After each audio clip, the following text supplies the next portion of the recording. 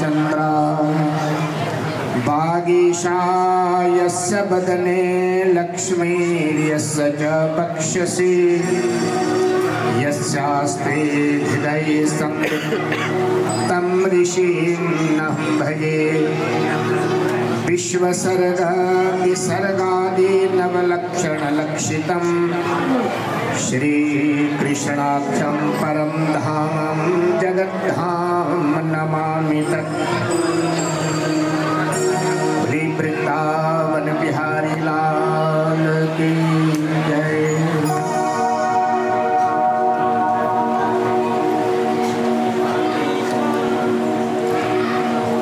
तपोमूर्ति ब्रह्मनिष्ठ ब्रह्मलीन स्वामी चंदनानंद जी महाराज जी की परम पावन तपोस्थली प्राचीन महादेव मंदिर कोटला कला में देवाधिदेव कैलाशाधिपति आशुतोष भगवान शाम सदाशिव महाप्रभु की परम पावन सन्निधि में मंचस्थ मंडायमान समस्त विद्वान मंडली, संगीत कलाकार महानुभाव, सभी महापुरुषों की परम पावन उपस्थिति में प्रातः स्मरणीय वंदनीय स्वानाम धन्य सूर्य इव प्रकाश्यमान चंद्र शीतलदायक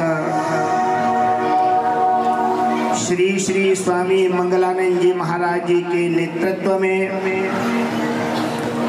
हम आप सबको मानव जीवन का सर्वोत्कृष्ट फल सत्संग श्री कृष्ण जन्माष्टमी महोत्सव के माध्यम से बंधुओं सुलभ हो रहा है। ये सम्मत 2080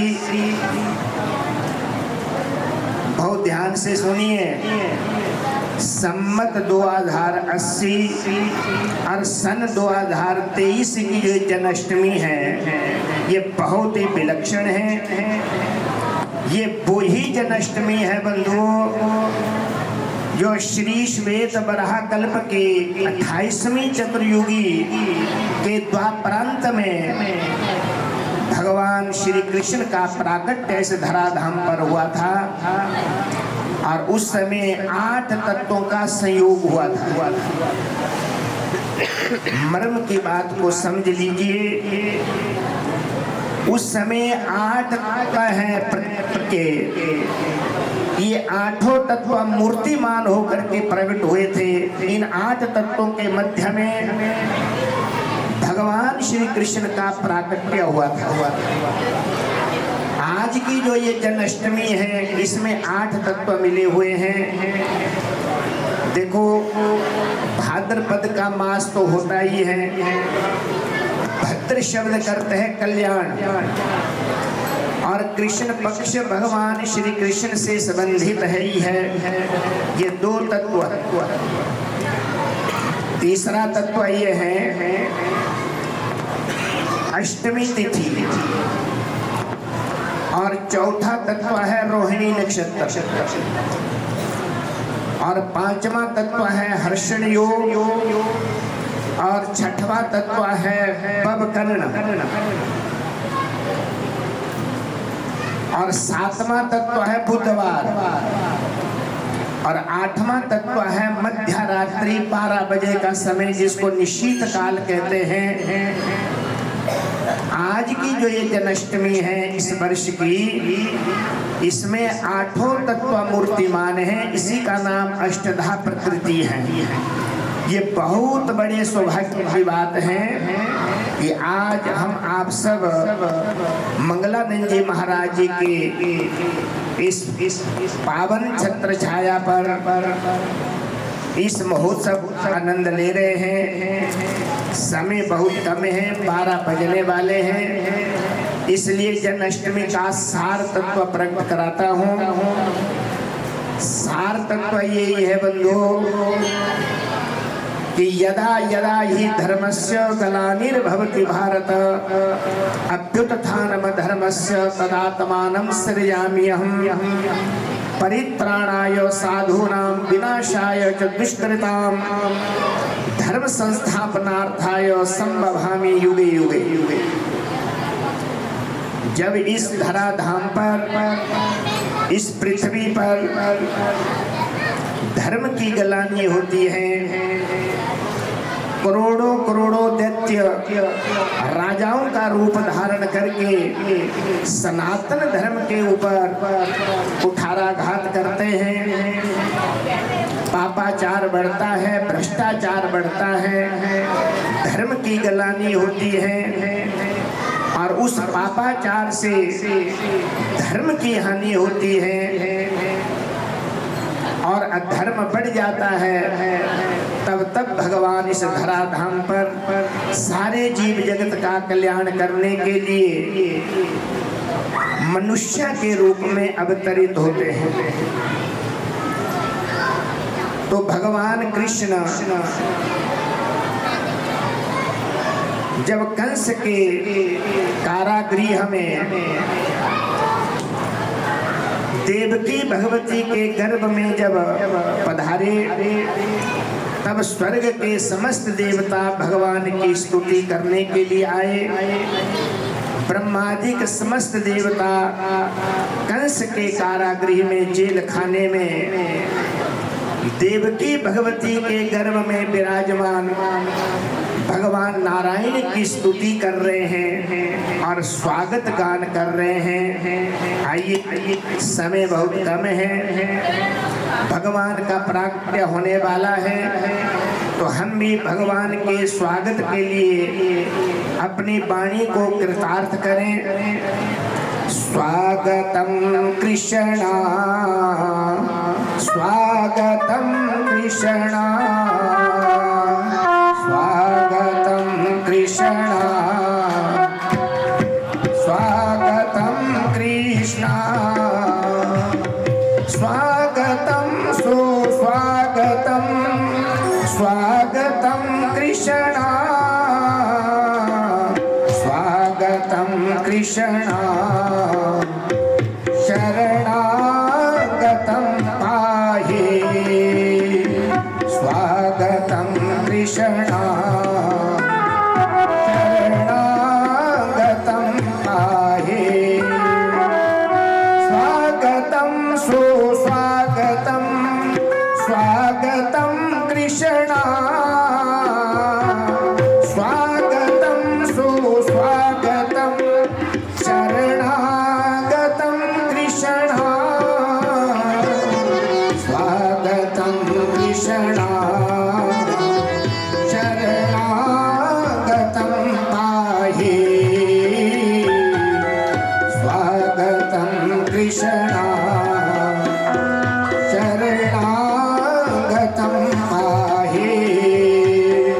सत्याव्रतं सत्यपरं त्रिसत्यं, सत्यस्य योनिं निहितं च सत्ये, सत्यस्य सत्यामृतसत्यनेत्रं,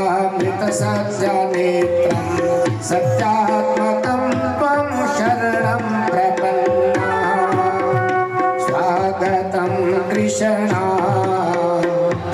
शरणागतं पाहि, स्वागतं कृष्णा, शरणागतं पाहि। बोलिए वृंदावन बिहारी लाल की जय। इस प्रकार से देवताओं ने गर्भगत भगवान कृष्ण की बड़ी अद्भुत स्तुति करी। ब्रह्मादिक देवता कह रहे हैं, हे प्रभु आप सत्याव्रत हैं, सत्या संकल्प हैं और आपकी प्राप्ति का श्रेष्ठतम साधन सत्य ही है।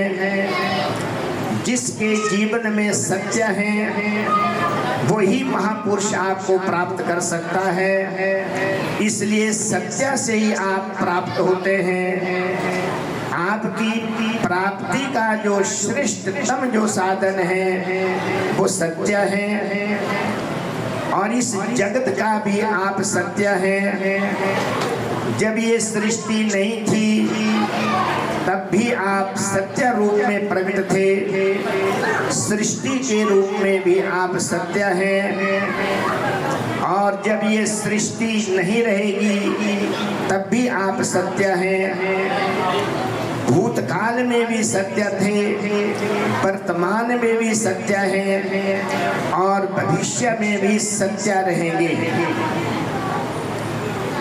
इस प्रकार से जब देवता लोग स्तुति कर रहे थे तो भगवान कृष्ण नारायण प्रभु वहां पर प्रकट हुए, कंस के कारागृह में, और जेल खाने का जितना भी अंधकार था सब दिव्य प्रकाश में परिवर्तित हुआ, और वसुदेव को जो बेड़ियां लगी हुई थी, देवकी को जो बेड़ियों से बंधा गया था, वो बेड़ियां भी सब खुल गई, और जितने भी पहरेदार थे वो सब सो गए, और भगवान ने वसुदेव देवकी को दर्शन दिए। बहुत सुंदर वर्णन है। तो वसुदेव जी ने अपने सामने एक बालक को देखा। ये बालक कैसा है? वसुदेव जी बंधुओं विचार कर रहे हैं कि ऐसा बालक आज तक मैंने ना देखा ना सुना। तमद्भुतं बालकमम्बुजेक्षणं चतुर्भुजं शंखगदायुर्दायुधं श्रीवत्सलक्ष्मं गलशोभिकौस्तुभं पीतांबरं सान्दर्पयोदसौभगम्। ऐसा ये बालक है। थोड़ा सा समय है और भगवान कृष्ण की झांकी को अपने हृदय में धारण करें। बालक को अद्भुत कहा। अद्भुत क्यों कहा? भाई जब बालक जब पैदा होते हैं माँ के गर्भ से तो वो नेत्र बंद करके पैदा होते हैं। बच्चों के नेत्र बंद होते हैं तब बालक माँ के गर्भ से प्रकट होता है। परंतु ये तो अम्बुजेक्षणम है। ये कमल के समान कोमल विशाल नेत्र वाला है। इसकी आंखें खुली हुई हैं। इसलिए यहाँ पर सुखदेव जी महाराज वर्णन कर रहे हैं कि बालक बहुत अद्भुत है। वसुदेव महाराज जी ने इस अद्भुत बालक को देखा। कमल पुष्प के समान कोमल और विशाल नेत्र वाला बालक। ऐसा बालक आज तक नहीं देखा ना सुना। और कंस के कारागृह का जितना भी अंधकार है वो दिव्य दिव्य प्रकाश से आलोकित हो गया। और दूसरा अद्भुत क्यों कहा? बोले बालक जब पैदा होते हैं तो वो 2 हाथ वाले होते हैं। अरे ये तो चतुर्भुजम, इसके तो 4 हाथ। 4 हाथ वाला बालक आज तक नहीं देखा। और फिर अद्भुत क्यों कहा? बोले इसलिए कहा कि इनकी सुंदर चारों भुजाओं में शंख चक्र गदा पद्म है। बालक जब पैदा होते हैं तो निहत्थे होते हैं और इनके हाथ में शंख है, चक्र है, गदा है, पद्म है। बहुत विलक्षण अद्भुत बालक हैं। और बालक जब पैदा होते हैं तो नग्न अवस्था में पैदा होते हैं। अरे भाई ये तो पीतांबरम, ये तो सुंदर पीतांबर ओढ़े पैदा हुआ है, इसलिए अद्भुत है। और दूसरा अद्भुत क्यों कहा? बोले सांदरम पयोदौस भगम, मेघकालीन वर्षा के बादल के समान अत्यंत सुंदर दिव्य शरीर को धारण किए हुए हैं, जिनके प्रकाश की आभा प्रभा शोभा से आज जो है कंस का जो अत्याचार है, पापाचार है, भ्रष्टाचार है, दुराचार है, उससे जो संपूर्ण भूमंडल पर जो अज्ञान का जो घोर अंधकार छाया हुआ है, वो सारे का सारा अंधकार दूर हो गया। इसलिए अद्भुत कहा, बालक अत्यंत अद्भुत है। जब इस प्रकार से बालक को देखा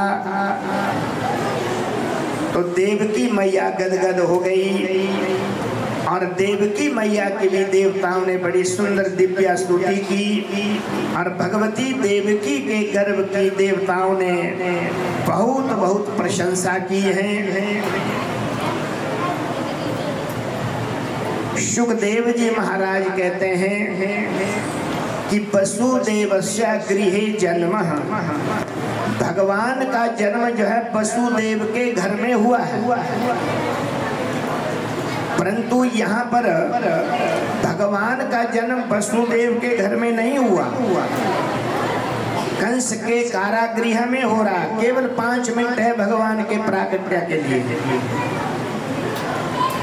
कंस के कारागृह में, जेल खाने में जब जिसका जन्म हुआ तो वसुदेव गृह क्यों कहा? तो इसका संत महापुरुष समाधान करते हैं, ये ईंट पत्थर की जो बड़ी बड़ी कोठियां हैं, बड़े बड़े महल हैं, इनको हमारे घर नहीं कहते हैं। हमारे धर्मशास्त्र में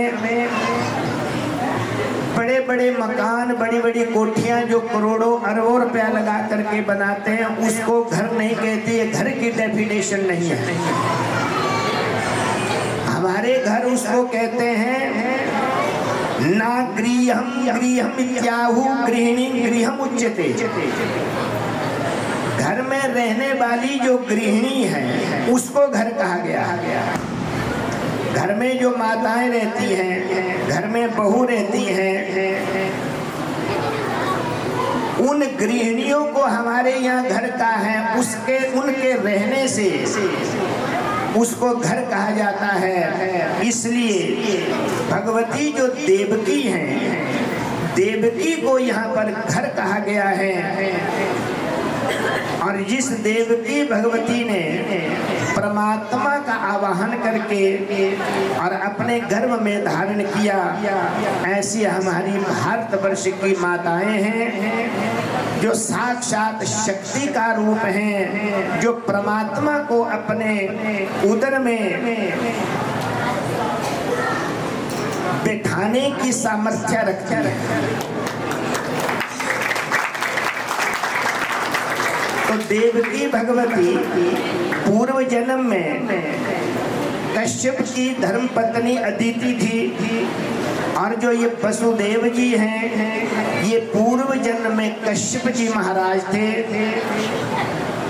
और इस जन्म में वसुदेव और देवकी बन करके आए हैं। तो भगवान ने साक्षात दर्शन दिए।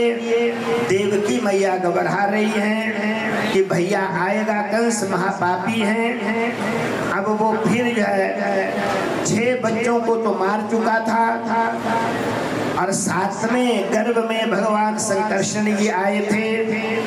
योग माया ने संकर्षण का देवकी के गर्भ से आकर्षण करके रोहिणी के गर्भ में स्थापित किया था, और 8वीं बार भगवान श्री कृष्ण साक्षात आए हैं। अब कंस आएगा, उन 6 बालकों की भांति मारेगा। भगवान समझ गए, बोले माँ, बोलो जरा जोर से, माँ, जोर से बोलो माँ। आप चिंता मत करो, अभी जो कहना है कह दो।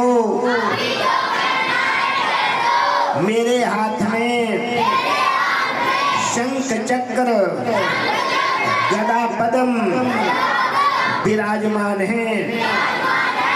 ऐसे महापापी कंस को मारने के लिए मेरा एक इशारा ही पर्याप्त है। इस प्रकार से भगवान कह रहे हैं अपनी माँ देवकी से कि अभी मैं विराजमान हूं, जो कहना कह दो, परंतु आपने संकल्प किया है, आपकी भावना थी कि मैंने शिशु के रूप में देखना है, तो जब मैं शिशु बन जाऊंगा, छोटा सा बालक बन जाऊंगा, तब मेरा ध्यान रखना और मुझे यहाँ से तुरंत गोकुल में भेज देना। और वहाँ पर योग माया ने जन्म लिया है, भगवती यशोदा के घर